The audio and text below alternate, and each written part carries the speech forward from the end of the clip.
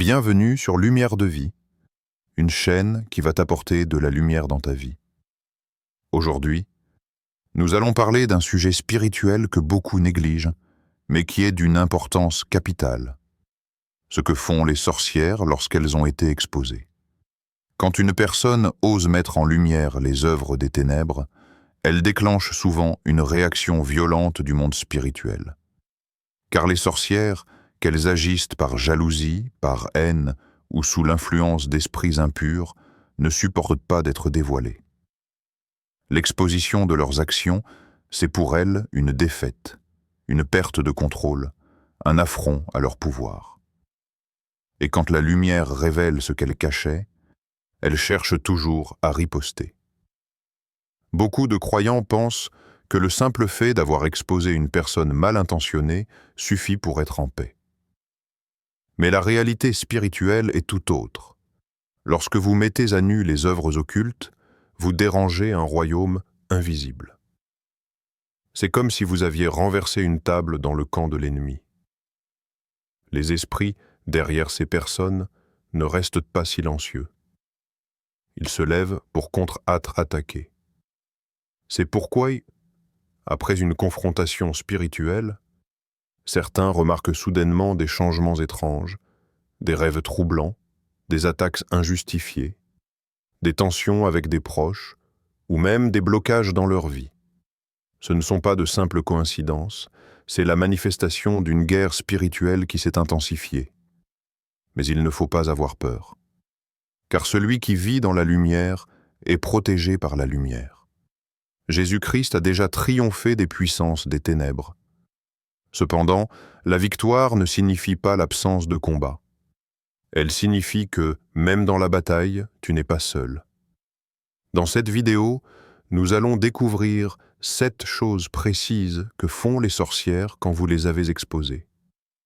Ces signes vont t'aider à discerner les mouvements spirituels autour de toi, à ne plus tomber dans leurs pièges et à te fortifier dans ta foi. Reste bien jusqu'à la fin, car tu comprendras non seulement leurs réactions, mais aussi comment y répondre spirituellement sans peur ni confusion. Prépare-toi, car lorsque la lumière se lève, les ténèbres tremblent. Chose numéro 1. Elles essaient de renverser ton image. Lorsqu'une sorcière est exposée, sa première réaction n'est pas toujours d'attaquer spirituellement. Elle commence souvent par un travail de manipulation et de renversement d'image. C'est-à-dire qu'elle va tout faire pour inverser les rôles. Le coupable devient la victime et la victime devient le coupable. Pourquoi ? Parce qu'elle sait que dans le monde physique, la perception est une arme. Si elle parvient à salir ta réputation, à te faire passer pour un menteur, un extrémiste ou une personne haineuse, alors elle affaiblit ton témoignage et détruit ta crédibilité. Le combat spirituel se déplace alors sur le terrain de la confusion, du doute et du discrédit. Beaucoup de serviteurs de Dieu, de croyants ou même de simples personnes ayant dénoncé le mal, ont connu cette étape douloureuse. Après avoir exposé une personne toxique ou maléfique, ils se sont retrouvés soudainement isolés, incompris, voire rejetés par ceux qu'ils voulaient protéger. C'est là que se manifeste la puissance de la manipulation spirituelle. Les sorcières savent que pour se défendre, elles doivent influencer l'opinion. Elles sèment donc des rumeurs, elles exagèrent des faits, elles inventent des histoires pour te faire passer pour quelqu'un d'arrogant, d'insensible ou d'instable. Leur langage devient rempli de mensonges déguisés en vérité partielle. Elles utilisent des phrases comme « Je ne voulais pas de conflit, c'est lui qui m'a attaqué. Je ne comprends pas pourquoi il me déteste autant. » Et ces mots, lancés avec émotion, touchent souvent ceux qui ne discernent pas les réalités spirituelles. C'est alors que le renversement d'image devient une véritable stratégie démoniaque. Le diable est appelé le père du mensonge, Jean 8,44, et ses serviteurs fonctionnent exactement de la même manière. Ils changent la perception des autres pour protéger leurs œuvres cachées. Quand cela arrive, il est essentiel de ne pas répondre avec colère ou vengeance. Si tu tombes dans la provocation, tu renforces leur discours. Au contraire, reste dans le calme et la vérité. Laisse Dieu défendre ton nom. La Bible dit dans Ésaïe 54, 17, « Toute langue qui s'élèvera en justice contre toi, tu la condamneras. » C'est une promesse. Le mensonge ne tiendra pas éternellement. Même si, pendant un temps, les gens croient leurs accusations, la lumière finit toujours par triompher. Ce que Dieu a révélé ne peut plus être caché. Alors, si après avoir exposé une personne, tu remarques qu'elle commence à te diffamer, à te discréditer ou à chercher à manipuler ton entourage, ne sois pas surpris. C'est le premier signe que tu as frappé juste, que la vérité a dérangé le royaume des ténèbres. Tiens bon, garde la paix du cœur, car Dieu lui-même plaidera ta cause. Chose numéro 2. Elle déclenche des attaques spirituelles la nuit. Lorsqu'une sorcière est mise à nu, qu'elle sait que son masque est tombé et que la vérité a été révélée, elle cherche à reprendre le contrôle par la voie spirituelle. C'est alors que commencent les attaques nocturnes. La nuit devient son terrain privilégié, car c'est dans les ténèbres que les puissances spirituelles négatives opèrent. Le plus librement. Ces attaques prennent plusieurs formes. Cauchemars oppressants, sensation d'étouffement, paralysie du sommeil, ou encore rêves répétitifs où tu te vois poursuivi, attaqué ou en danger. Tout cela n'est pas anodin. Ce sont des signes que le monde spirituel s'est mis en mouvement contre toi. L'objectif est clair, te faire peur, te fatiguer spirituellement et t'épuiser émotionnellement. Certaines personnes se réveillant soudainement la nuit avec une angoisse profonde, un sentiment de présence étrangère dans la chambre, ou même des douleurs inexpliquées. Ces phénomènes ne doivent pas être pris à la légère. Ce sont des manifestations spirituelles visant à t'intimider et à briser ta foi. Le diable sait que la peur ouvre des portes, et les sorcières l'utilisent comme une arme redoutable. Mais n'oublie jamais ceci, la nuit appartient aussi à Dieu. Le psaume 91 dit « Tu ne craindras ni les terreurs de la nuit, ni la flèche qui vole de jour. » Ce verset n'est pas symbolique, il est une réalité spirituelle. Dieu veut que ses enfants dorment en paix, même quand l'enfer se déchaîne contre eux. Quand ces attaques surviennent, ce n'est pas le moment de paniquer, mais de prier avec autorité. Appelle le nom de Jésus, car il est plus puissant que tout esprit impur. Ouvre ta bouche et déclare la victoire du sang de Christ sur ta vie. Si tu restes silencieux, tu laisses la peur t'envahir. Mais si tu parles avec foi, tu imposes ton autorité spirituelle. Souvent, après avoir exposé une personne liée aux ténèbres, les attaques nocturnes se multiplient, non pas parce que tu es faible, mais parce que tu as touché une zone sensible du royaume de Satan. Ces attaques prouvent que tu es devenu une menace spirituelle. Ne les vois donc pas comme un signe d'échec, mais comme une confirmation que tu marches dans la vérité. Il faut aussi comprendre que certaines attaques ne visent pas seulement ton sommeil. Elles peuvent affecter ton humeur, ton énergie, voire ta concentration le jour. Le but reste le même, t'épuiser pour que tu abandonnes ton combat. C'est pour cela qu'il faut renforcer ta vie de prière, méditer la parole avant de dormir, et sanctifier ton environnement spirituel. Allume la lumière de Dieu dans ta chambre par la louange, la lecture des psaumes, ou simplement par une prière sincère.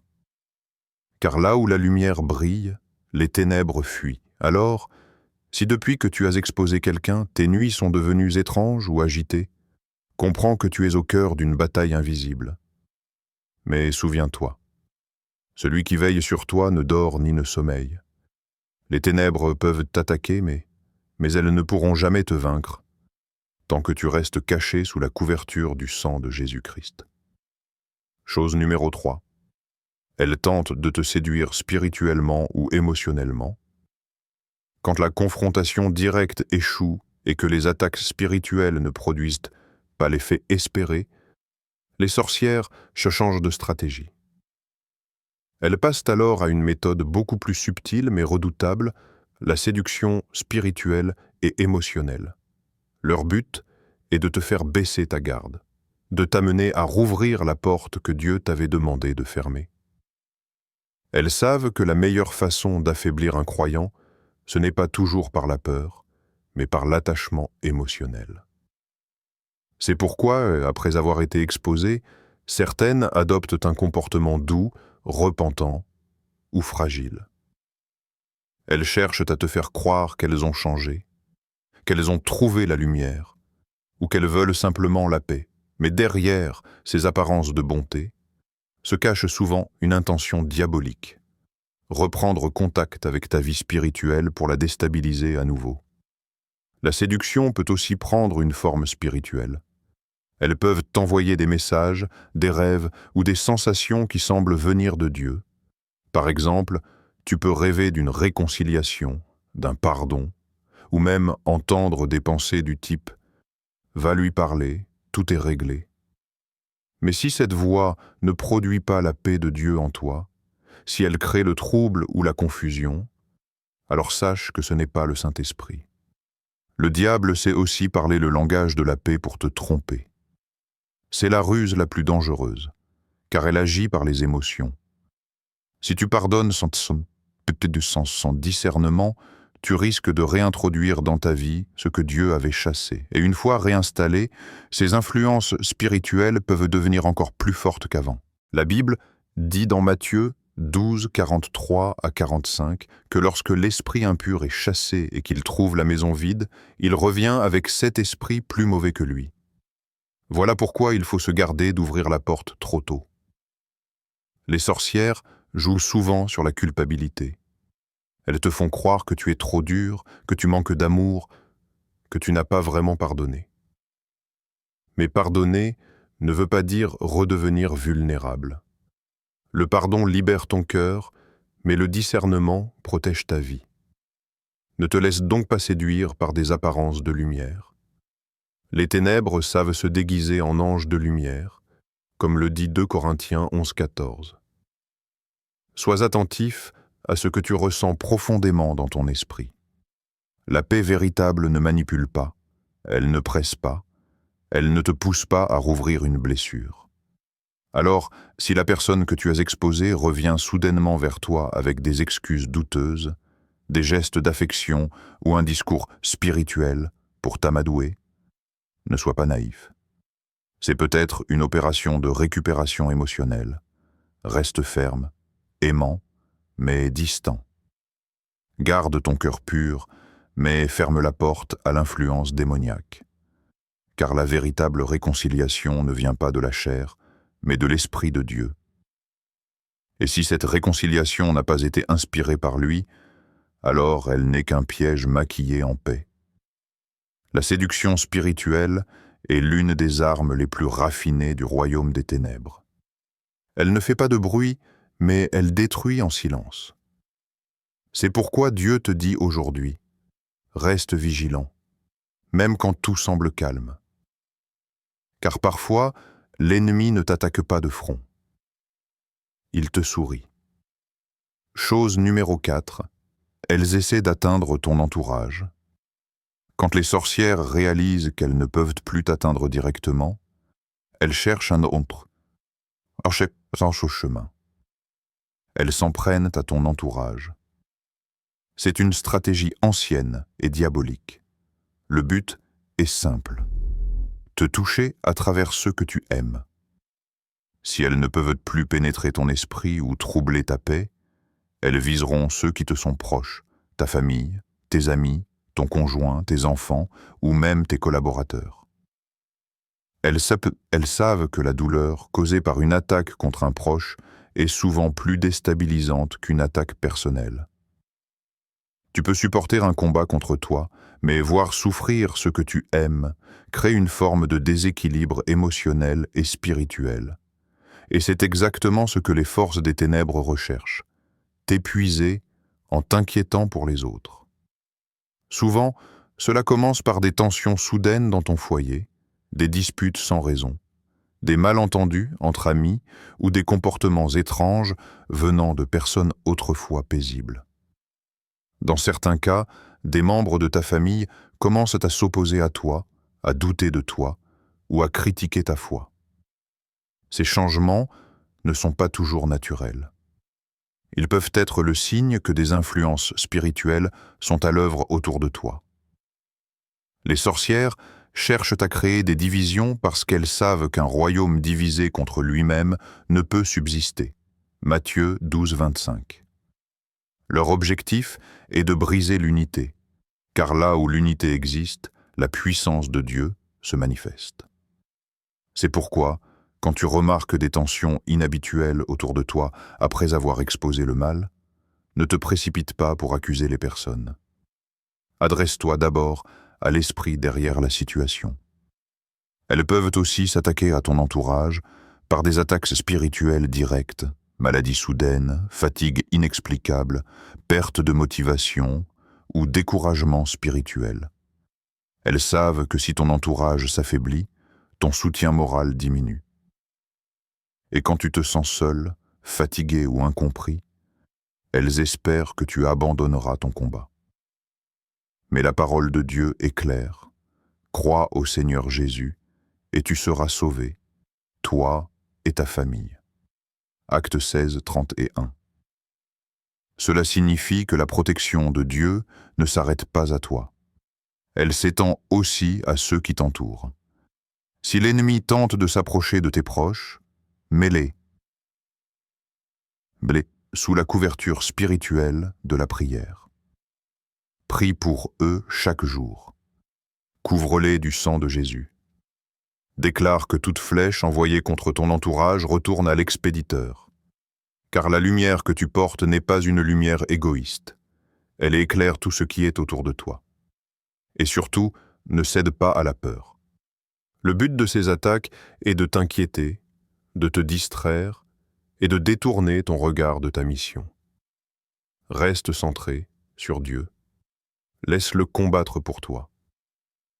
Quand tu pries avec foi, l'ennemi réalise que non seulement il n'a pas pu t'atteindre, mais qu'en essayant d'attaquer ton entourage, il vient d'étendre le territoire de ta prière.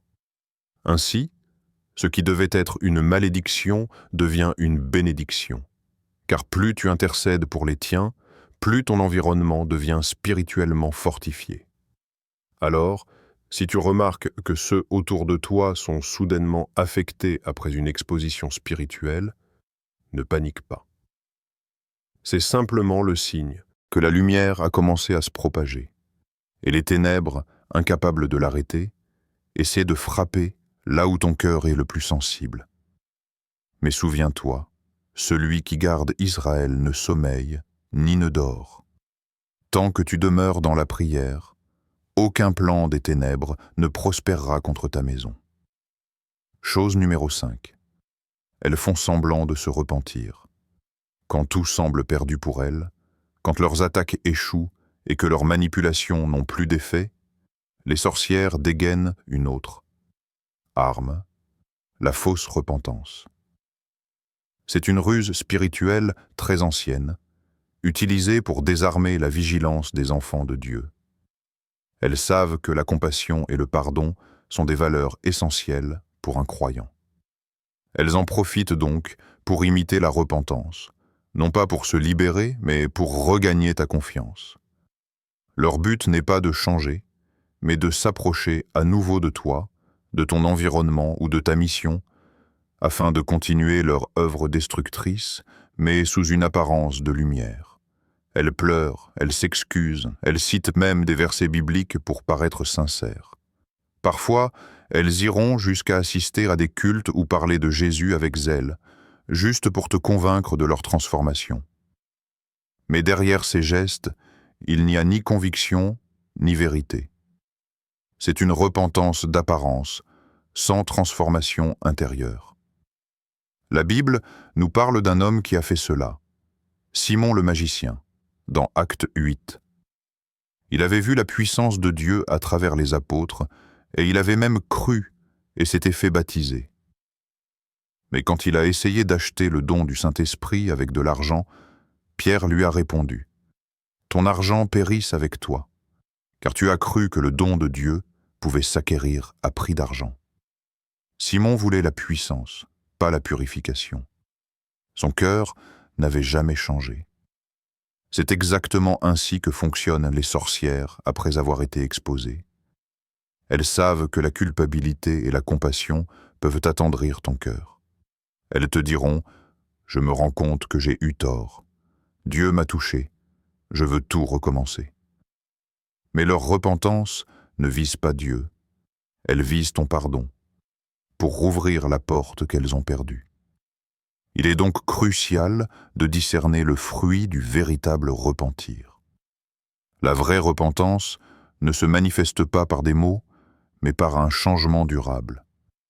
Si une personne dit qu'elle s'est repentie mais qu'elle continue à manipuler, à mentir ou à semer la confusion, ce n'est pas un enfant de Dieu, mais un instrument du diable déguisé en brebis. Le Seigneur Jésus a dit « C'est à leurs fruits que vous les reconnaîtrez. » Matthieu 7, 16. Tu n'as pas besoin d'un long discours pour savoir si quelqu'un s'est vraiment repenti. Regarde simplement les fruits, paix, vérité, humilité, amour sincère et surtout détachement du mal. Ne te laisse donc pas tromper par des larmes ou des paroles touchantes.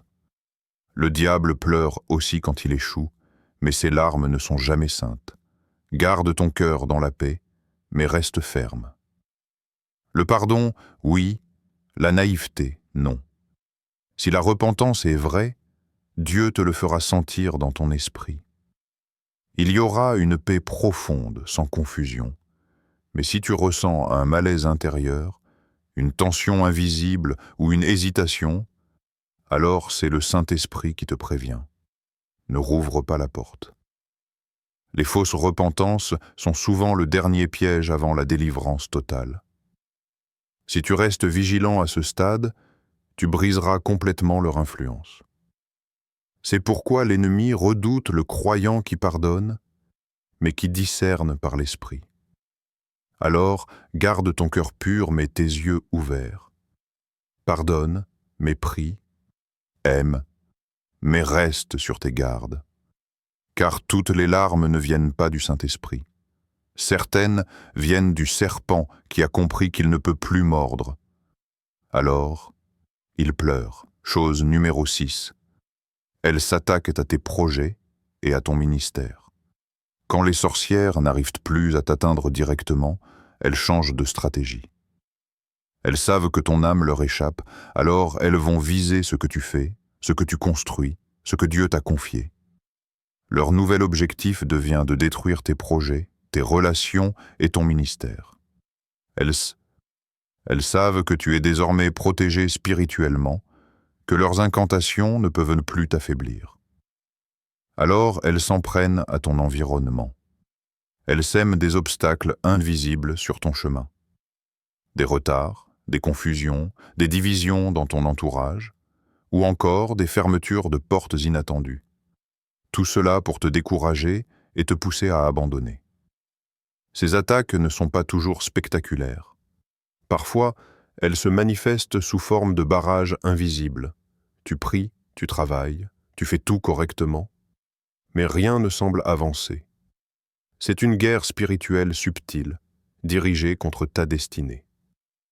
Leur but est simple. Si elles ne peuvent pas t'abattre, elles veulent au moins t'empêcher d'accomplir ta mission. Souviens-toi de Néhémie dans la Bible. Alors qu'il reconstruisait les murs de Jérusalem, ses ennemis n'ont pas pu l'arrêter par la peur. Alors ils ont essayé une autre méthode, la distraction et la calomnie. Ils lui ont envoyé des messages pour qu'il quitte son travail et se justifie. Mais Néhémie a répondu « Je fais un grand ouvrage et je ne puis descendre. » Néhémie 6.3. C'est exactement ce que tu dois faire. Quand les sorcières que tu as exposées cherchent à saboter tes projets, ne descends pas. Ne te justifie pas, ne perds pas ton temps dans des conflits. Continue à construire, car c'est justement ce que le diable veut stopper. Elles peuvent aussi essayer d'introduire la division dans ton équipe, dans ton couple ou dans ton cercle de prière. Elles savent que tout royaume divisé contre lui-même ne peut subsister. Matthieu 12, 25. Si elles ne peuvent pas t'atteindre par l'extérieur, elles essaient de te déstabiliser de l'intérieur. Par des paroles subtiles, des soupçons ou des accusations fausses, elles cherchent à semer le doute et la méfiance. Certaines iront jusqu'à bloquer des opportunités spirituelles ou professionnelles. Tu sentiras parfois une résistance surnaturelle là où tout semblait simple avant. Ce n'est pas une coïncidence. C'est une attaque ciblée contre ton avancement car elles savent que chaque victoire de ta part détruit davantage leur influence. Mais souviens-toi, Dieu n'abandonne jamais une œuvre qu'il a commencée. Même si les sorcières tentent de ralentir ton chemin, elles ne peuvent pas annuler ce que Dieu a déjà scellé. Le Seigneur peut utiliser leurs attaques pour t'enseigner la persévérance, renforcer ta foi et purifier tes motivations. Alors ne panique pas quand tu vois des résistances après avoir exposé le mal. Au contraire, comprends que ces secousses sont la preuve que le royaume des ténèbres est en train de perdre du terrain. Continue de prier sur tes projets, sanctifie tes plans avant de les partager, et demande au Saint-Esprit de te révéler toute personne qui agit contre ton avancement. Ferme les portes spirituelles par le jeûne, la louange et la proclamation de la parole. Et surtout, n'oublie jamais, ce que Dieu a commencé en toi, aucune sorcellerie ne peut le détruire. Tes projets sont entre les mains du Tout-Puissant, et même si les ténèbres s'agitent, elles ne pourront pas éteindre la lumière que Dieu a placée sur ta vie. Chose numéro 7. Elle cherche à te discréditer publiquement. Quand une sorcière est exposée, sa plus grande peur n'est pas d'être vaincue, mais d'être dévoilée. Elle peut supporter la défaite spirituelle, mais pas la honte. Son pouvoir repose sur le secret et la manipulation. Une fois mise en lumière, elle perd son emprise. C'est pourquoi, après avoir été exposée, elle fera tout pour détruire ta réputation. Son but n'est plus de t'attaquer directement dans le monde spirituel, mais de te salir dans le monde visible. Elle veut que les gens doutent de toi, qu'ils te voient comme un menteur, un orgueilleux ou un fanatique religieux. Elle sait que si ton témoignage est détruit, ton influence le sera aussi. C'est exactement la même stratégie que Satan utilise depuis le commencement. Lorsqu'il ne peut pas empêcher quelqu'un de marcher avec Dieu, il tente de le discréditer devant les autres. Il l'a fait avec Job. Il a accusé Job devant Dieu en disant « Est-ce pour rien que Job craint Dieu ?» Job 1,9. Autrement dit, le diable a essayé de salir la motivation de Job. C'est ce que les sorcières feront aussi. Elles t'accuseront de faux motifs, de mensonges ou de prétentions spirituelles. Elles commenceront souvent par diffuser des rumeurs subtiles. Tu sais, il n'est pas aussi spirituel qu'il le prétend. Ou elle fait semblant d'être pieuse, mais elle cache des choses. Ces paroles se propagent vite, surtout dans les milieux où tu es respecté ou écouté. Leur but est de retirer la confiance que les autres ont en toi. Elles peuvent aussi utiliser les réseaux sociaux pour amplifier leurs attaques. Des publications indirectes, des insinuations, des montages ou des faux témoignages. Tout cela pour te présenter sous un mauvais jour. Et si tu réagis violemment, elles s'en serviront encore plus pour dire « Regarde, il est orgueilleux, torieux. » C'est pourquoi il faut apprendre à garder le silence quand le mensonge s'élève. Laisse Dieu défendre ton nom.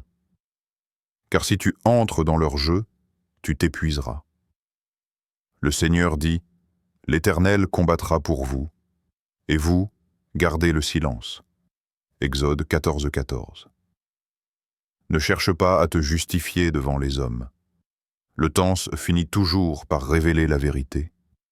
Pendant que les sorcières se fatiguent à propager des mensonges, Dieu travaille en secret pour élever ton nom là où il doit être entendu. elles tenteront aussi de manipuler l'opinion spirituelle. Certaines iront même jusqu'à jouer la victime, prétendant que tu les as jugées ou rejetées sans raison. Ce renversement des rôles est une arme très efficace. Elles veulent que ceux qui t'écoutaient commencent à douter de ton discernement. Mais ne t'inquiète pas. Quand Dieu t'a justifié, aucune langue ne peut te condamner. Souviens-toi que Jésus lui-même a été accusé à tort. On l'a traité de démoniaque, de faux prophète, de blasphémateur. Pourtant, il n'a jamais cherché à se défendre. Il savait que le Père allait glorifier son nom au moment fixé. Toi aussi, marche dans cette paix. Les attaques publiques, les critiques, les faux témoignages, tout cela fait partie du prix de la lumière. Quand tu exposes les ténèbres, elles ne te pardonneront jamais. Mais leur haine est la preuve que tu es sur le bon chemin. Alors, ne crains pas le regard des hommes. Continue à marcher dans la vérité et garde ton intégrité. Parce que la lumière finit toujours par triompher du mensonge. Ceux qui t'ont cru perdu verront Dieu te relever publiquement, et ceux qui t'ont accusé seront confondus. Les sorcières peuvent salir ton nom, mais elles ne peuvent pas effacer ton appel. Tant que Dieu est avec toi, aucune campagne de diffamation ne peut te détruire. Nous arrivons à la fin de cette vidéo, mais ce que nous avons découvert ensemble est essentiel pour tout croyant. Exposer le mal n'est pas un acte anodin, et ceux qui agissent dans les ténèbres ne restent jamais passifs lorsqu'ils sont révélés. Nous avons vu les 7 réactions typiques des sorcières. Renverser ton image, déclencher des attaques nocturnes, séduire émotionnellement sans prendre à ton entourage, faire semblant de se repentir, attaquer tes projets et chercher à te discréditer publiquement. Ces comportements peuvent être déstabilisants, mais ils ne doivent jamais te faire tomber dans la peur ou la confusion. Au contraire, ils sont la preuve que la lumière que tu portes dérange l'ennemi. Lorsque tu exposes le mal, tu te places dans une position de confrontation spirituelle. Et dans toute confrontation spirituelle, il est normal que l'adversaire réagisse avec ruse et violence. La clé pour rester debout est la prière, la vigilance et la foi. Couvre-toi et couvre ton entourage par le sang de Jésus-Christ. Protège tes projets et ton ministère par la parole, et reste dans la lumière de Dieu. Le discernement est également indispensable. Il te permet de reconnaître les fausses repentances, les manipulations émotionnelles et les attaques déguisées en conseils ou en réconciliation. Souviens-toi, celui qui est en toi est plus grand que celui qui est dans le monde. Les sorcières peuvent tenter de t'attaquer, de te calomnier ou de freiner tes projets, mais elles ne peuvent pas vaincre l'autorité de Dieu dans ta vie. Ton nom, ton ministère et ta destinée sont entre les mains du Tout-Puissant. Enfin, reste ferme dans l'amour et dans le pardon, mais ne te laisse jamais tromper par les apparences. Le pardon libère ton cœur, le discernement protège ton esprit, et la prière fortifie ton chemin. Lorsque tu continues à marcher dans la vérité, les ténèbres perdent leur pouvoir et la lumière triomphe. Alors, garde confiance, persévère et continue à exposer le mal avec courage. Chaque bataille que tu mènes dans la lumière est une victoire pour Dieu. Même si les sorcières essaient de te freiner, rien ne peut arrêter la puissance de celui qui est avec toi. Reste debout, reste lumineux, et laisse Dieu glorifier son nom à travers ta vie.